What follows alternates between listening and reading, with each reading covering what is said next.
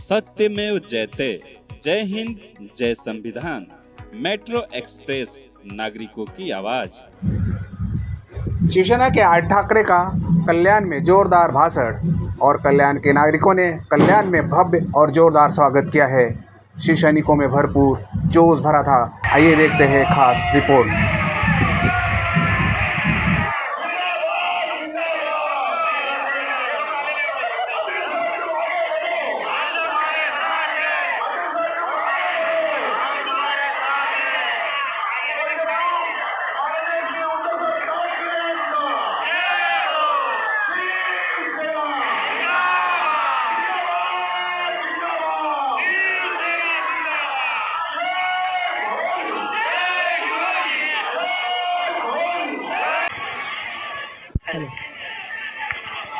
Hello hello hello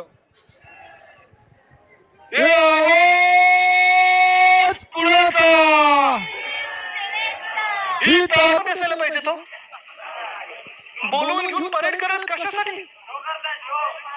हेच गुंड जाऊन मंत्रालयात जाऊन रील बनवतात, व्हिडिओ बनवतात आणि जेव्हा काही गडबड होते तिथे जे पोलीस आपले असतात ते अंगावर गोळ्या घेतात, ते पहिली लाईन ऑफ डिफेन्स असते. पण आज चित्र हे झालेलं आहे की जर या जिल्ह्यामध्ये अशी गुंडांची किंवा चिंदी चोरांची, पक्ष चोरांची जर दिंड काढायची झाली, परेड काढायची झाली तर कोणाची हिंमत नाही होणार. कारण रांगेत माहिती कोण पहिलं येईल? तुम्ही सांगा. आज मी तुम्हाला सांगतोय, या महाराष्ट्रामध्ये जी परिस्थिती झालेली आहे, तुम्ही आपला महाविकास आघाडी सरकारचा काळ बघा आणि आत्ताचा काळ बघा. महाविकास आघाडीच्या 2.5 वर्षामध्ये आपण एक सुद्धा जातीय दंगल होऊ दिली नाही, धर्माधर्मामध्ये वाद होऊ दिले नाहीत, जातीमध्ये वाद होऊ दिले नाहीत, जिल्ह्यांमध्ये वाद होऊ दिले नाहीत, चोरांची टोळी असेल, गुंडाची टोळी असेल, कुठेही फिरू दिलं नाही, सामान्य माणसाला हैराण करू दिलं नाही.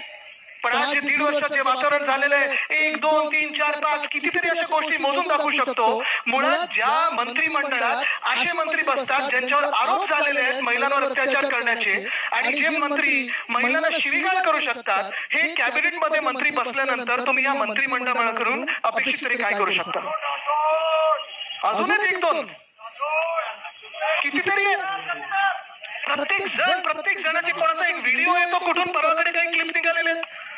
पण हे सगळं जे भयंकर आणि भयानक प्रकार सुरू आहे, घाणेरडा प्रकार सुरू आहे, ह्याला आपल्याला आता बदलायचं आणि बदलायला लागणारच. कारण ज्या राज्यात कायदा सुव्यवस्थेची परिस्थिती ढिली असते तिथे उद्योगधंदा येत नाही, उद्योगधंदा आला नाही तर रोजगार येत नाही, रोजगार आला नाही तर आपण काय करणार? जाणार तरी कुठे? गुजरातला. हे उद्योग घेतात तिथे, पण आपल्या एकतर इकडच्या मराठी माणसाला, एकाही महाराष्ट्रातल्या माणसाला गुजरातमध्ये नोकरी मिळणार आहे का? तुम्ही मला सांगा. नाही मिळणार. पण हे चित्र जर बदलायचं असेल तर तुम्हाला सगळ्यांना एकत्र येणं लागणारच. मी ऐकत आहे की हा मतदारसंघ काही सर्वे घेत आहेत, सतत सर्वे चाललेले आहेत.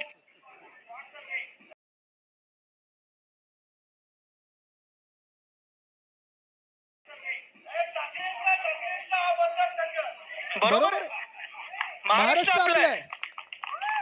पण आज तुम्हाला सांगतो, सर्वे मध्ये अजूनही मला एक गोष्ट कळली, ती म्हणजे जे आताचे विद्यमान गद्दार खासदार आहेत ना, जे मला कोल्ड कॉफी द्यायचे,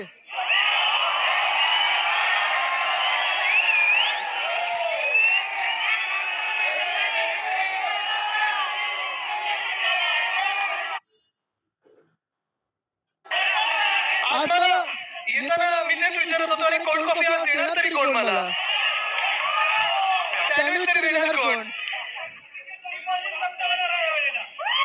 नाही, मी ऐकलं ते लढणारच नाही त्यावेळी.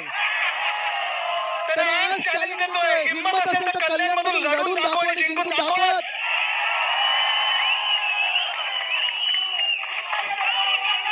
कारण इथून जिंकणार तर शिवसैनिकच आणि आपला जिंकणार.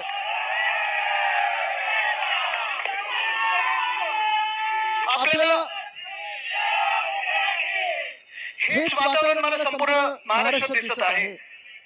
हे जे गद्दारीचं वातावरण आहे, गँगस्टरचं वातावरण आहे, जर तुम्ही पाहत असाल, मी सांगत होतो, पोलिसांची पण परिस्थिती अशी बिकट करून ठेवलेली आहे.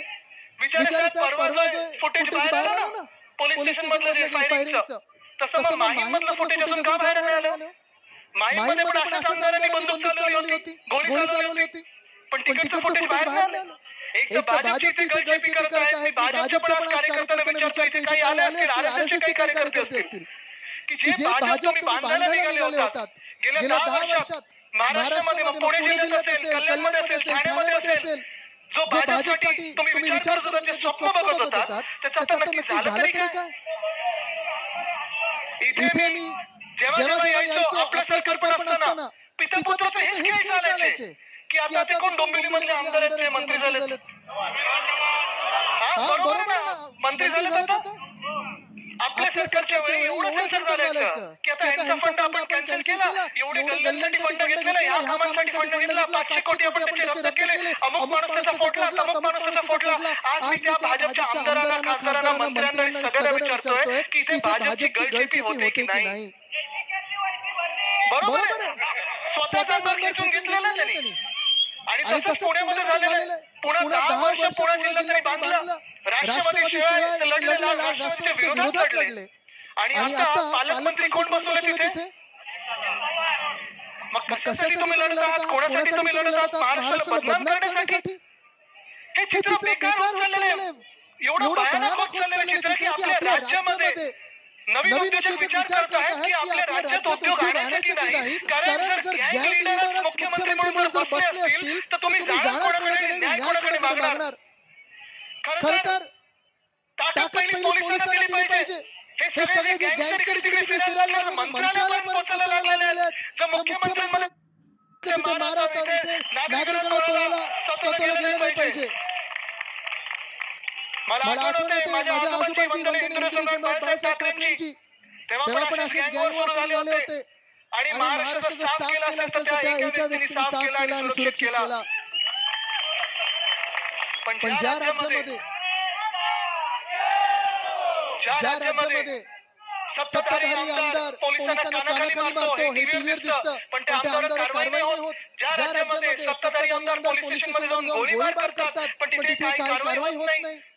जे आमदार महिलांना शिवीगाळ करतात, जे मंत्री शिवीगाळ करतात, खरं तर त्यांना गेट आउट करायला पाहिजे होतं. त्या मंत्र्यांना अजूनही तुम्ही मंत्रिमंडळात ठेवलेलं आहे. आणि जे पक्ष बिल्किस बानोवर अत्याचार करतात, ती महिला कुठच्याही जातीची असो, कुठच्याही धर्माची असो, पण जर तुम्ही कोणावरही अत्याचार केला, फासावर चढवलं पाहिजे, त्याला सोडून तुम्ही त्याच्या गळ्यात हार घालता. अशा पक्षाकडून आणि अशा सरकारकडून आपण अपेक्षा तरी काय करायला पाहिजे?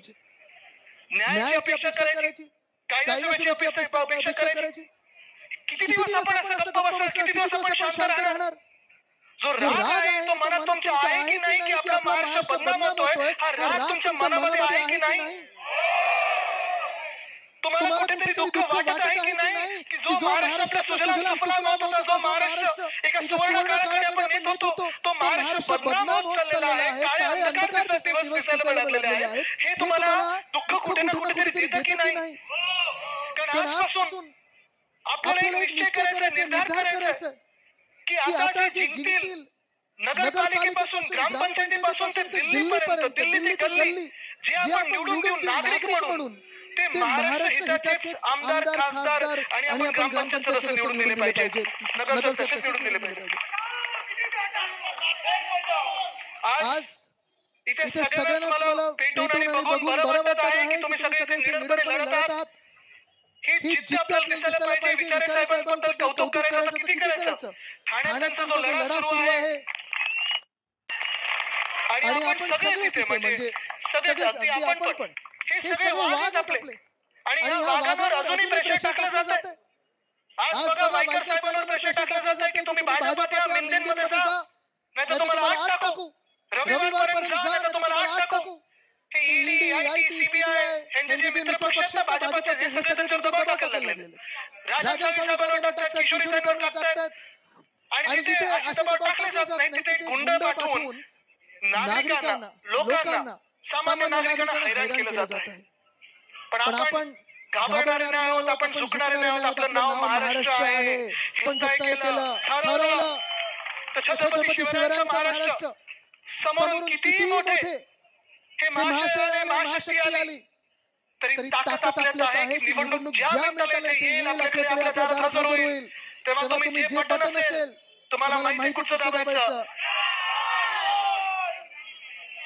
चिन्ह मशाल आणि विजय विशाल. ही जिद्द जी आहे ना ही कायम ठेवायला पाहिजे. बरोबर. कारण हेच आपलं खरं कर्तव्य आहे. आज तरुण म्हणून विचार करत असताना, आज महाराष्ट्रातला एक नागरिक म्हणून विचार करत असताना, आज या देशाचा नागरिक म्हणून विचार करत असताना चिंता मला याच गोष्टीची आहे की 2024 ची निवडणूक आहे ही आता आपल्या देशासाठी डू ऑर डाय ची झालेली आहे. एक तर आपली लोकशाही टिकेल किंवा पूर्णपणे संपूर्ण नष्ट करून झालेली असेल.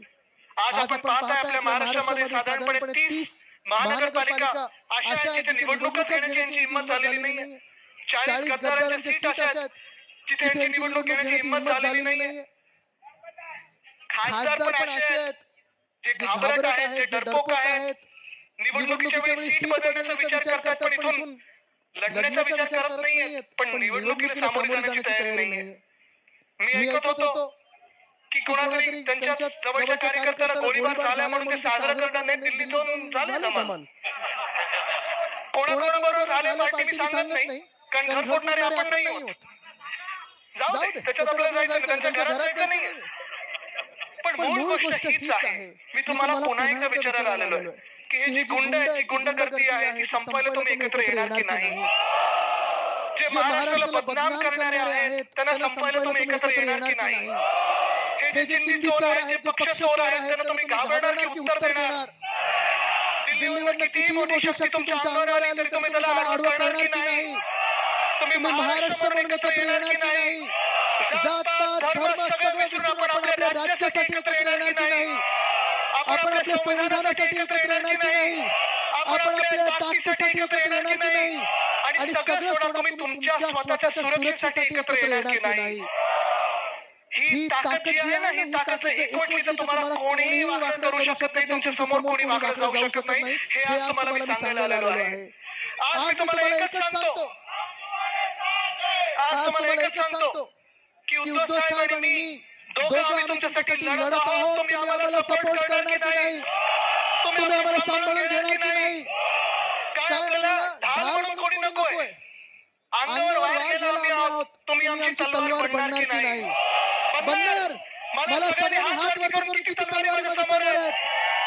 तलवार म्हणजे तलवार नाही तर ईव्हीएम मधलं मत आपलं तलवार असेल. धन्यवाद. जय हिंद, जय महाराष्ट्र, वंदे मातरम. नमस्ते, मैं प्रज्ञा गणेश चौहान। कार्यक्रम अच्छा लगा तो लाइक करिए, शेयर करिए, सब्सक्राइब करिए। नमस्ते। मेट्रो एक्सप्रेस, नागरिकों की आवाज।